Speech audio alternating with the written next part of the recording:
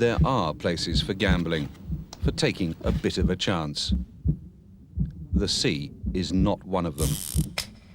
Break the rules here, ignore them, get careless, forget them or think they no longer apply to you, and the results could be devastating.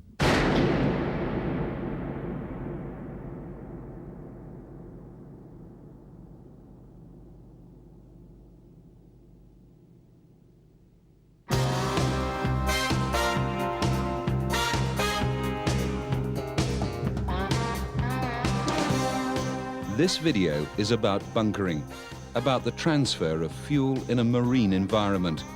And it's about the dangers of pollution that go with a routine, day-to-day operation you've done 100 times before. And that's one of the greatest dangers you face, and one of the biggest challenges to you as a professional seaman. Inattention, the danger of taking your eyes and your mind off the job. But get it wrong just once, gamble with your cargo just once, and the world will not thank you for it.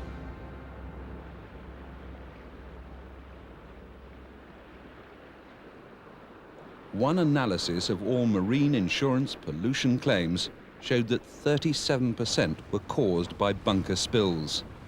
Those spills resulted in claims worth tens of millions of dollars. If you're dealing with oil, then you might as well be dealing with dynamite. We have a nomination for you, 450 metric tons fuel oil, 180 cent stoke. So please let me know when you are ready to receive this quantity. And in this situation, we're showing a bunker ship dealing with a tanker. The same principles, however, the same risks, apply to ships of all kinds and whatever size. Once bunkering operations are underway, you're faced with two particular potential hazards: spillage, which means pollution, and fire. Tell the crew to be fore enough standby for the lines of Valley. Both can be reduced by safe working practices that start before the transfer of fuel oil begins. Perhaps the hardest rule of all, you've guessed it, smoking. Smoking should now be prohibited, and the radar is switched off. All doors and hatches opening topside are closed. This crew don't believe in taking chances. By playing safe, by following local port bunkering regulations, they help reduce risk to a minimum. Hey, Chief, hello. How are you?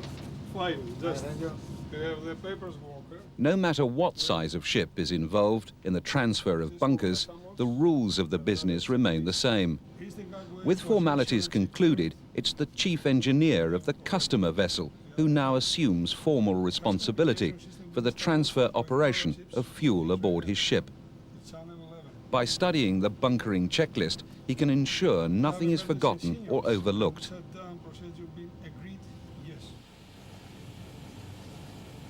Any chief engineer, if he's wise, however, will always involve other crew members in these operations. Not only does that help them in their training and advancement as they move up in their chosen profession, it also gives him another pair of eyes. One of the most frequent causes of spillage and accidental discharge on ships of all kinds has its origins in the transfer of fuel to the onboard storage tanks. By carrying out checks like these to ensure the correct systems are isolated and all outboard discharge manifolds closed and sealed, these engineers can make sure the incoming bunkers go where they're supposed to go and not over the side into the sea in a major pollution incident that will cost their company a heavy fine. Although it is the master who carries the ultimate responsibility for everything that goes on aboard his ship and risks heavy fines if bunkering operations go wrong, everyone suffers after a pollution incident. An accident now, a moment's carelessness, and this engineer will find he's done his own career prospects no good at all. Throughout bunkering operations, On ships, large and small, on tankers, gas carriers, container vessels, or general cargo ships, whenever bunkering takes place, the responsible officers of both ships take fuel samples aboard the bunker ship. These samples will be taken, sealed, and then signed for. Later, they can be analyzed to ensure the customer got what he paid for. Meanwhile, aboard the customer ship, and before the start of fuel transfer operations, anti-pollution precautions continue. Every spill matters, both large and small. This ship has a routine of preparing for even the smallest, and for making sure that the things they might need are ready and instantly to hand, before the hoses are even connected. If there is a spill, then seconds will count. Time really is money. Time is money on smaller ships too, on general cargo carriers as well as oil tankers. Every ship, both large and small, must take anti-pollution and fire precautions seriously. So, position fire extinguishers nearby. Locate sawdust bag. Position adequate drip trays. Mops, squeegees and broom to hand. Flake out hoses. Now the customer checks volume and tonnage on board the bunker ship before delivery starts. They'll do so again when delivery is over to verify the quantity transferred.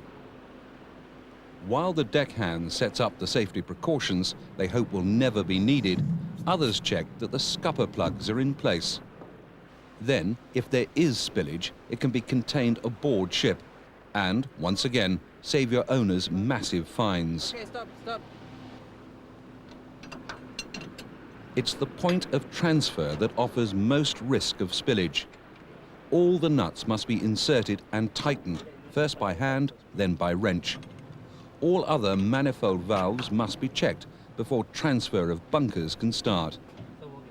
Are they all closed, blank flanged and oil tight? Because if they're not, check. To check costs you nothing. And whether you work on tankers or terminals or somewhere in between, it could still save you a fortune. Yes, we are ready to receive the bunkers. Please start easy your pump. Easy your pump. 100 cubic meters per hour presently rate, okay? Yeah, now we are going to start the cargo. Stand by, please. Anyway, thank you. Control deck. Roger. Yeah, Chief, they are ready and you can start pumping now. Okay, open.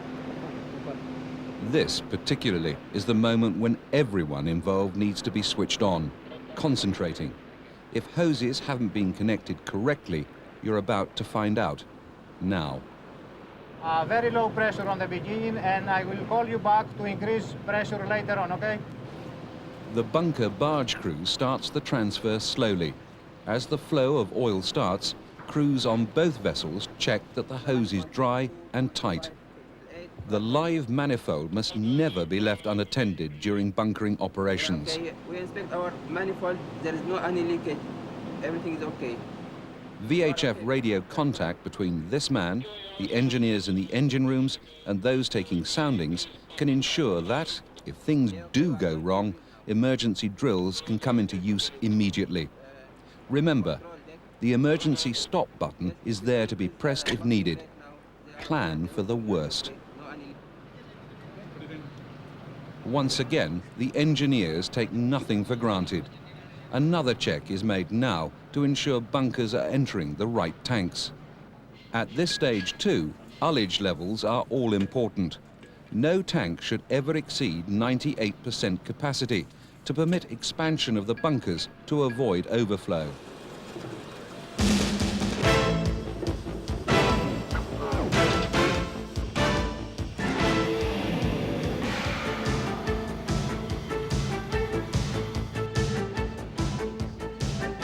Stand by 10 minutes notice to complete the bunkering.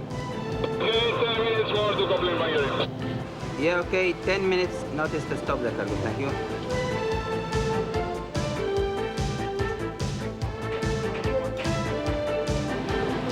946. 946. Stop, Valerie, stop pumping.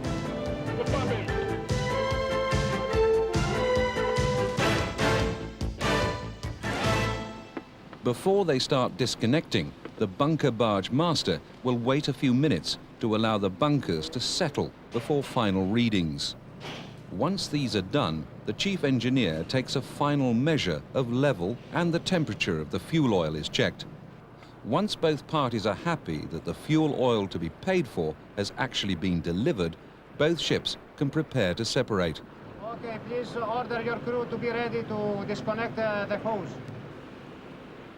The act of disconnection, however, is also a time when the danger of an accident, of pollution, dramatically increases. With delivery completed without incident or leak from the hose, all that is left now is the point of connection itself as a potential source of spillage and of pollution.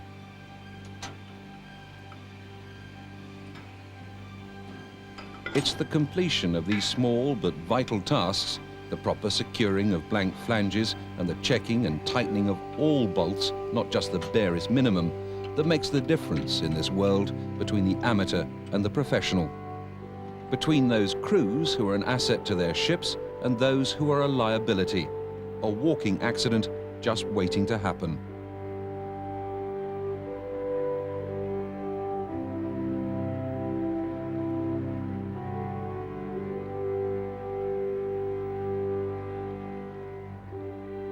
A routine operation successfully concluded, performed by professionals who know that at sea there is no room for carelessness, for shortcuts.